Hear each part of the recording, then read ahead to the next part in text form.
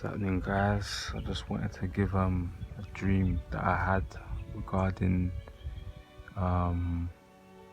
well, it was like a ballroom type event, and I can guess it was the wedding feast of Christ, and what it was, there was a room, there was a ballroom. It's like a ballroom, and it was packed full of people, and everyone had, when you have those ballroom dances, I can't remember the name of them, but they wear nice suits, tuxedo, and nice gown, women with nice gowns and everything, and everyone was looking nice. The room was just packed full of people, and everyone was happy, and I saw one of my family members there.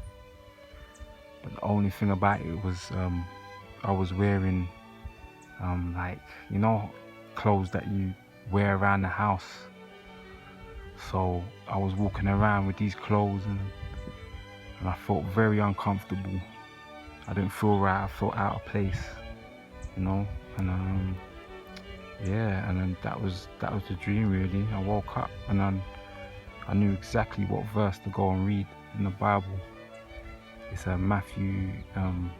Matthew 22:11, and it's about the wedding feast and about wearing the right garments. There was a man that got into the wedding feast. It's a parable by Jesus, I think, and a man got into the wedding feast, and he wasn't wearing the right garments, and I think the king asked the man how you got into the feast. How did you get in with these clothes? And the man was speechless. Right, you gotta have the right garments. That's the lesson I got from this dream. You gotta have the right garments, the right clothes, and so I just hope this helps someone. So you need to be wearing the right garments from now. Put the right garments on from now, so when Jesus comes, you're ready.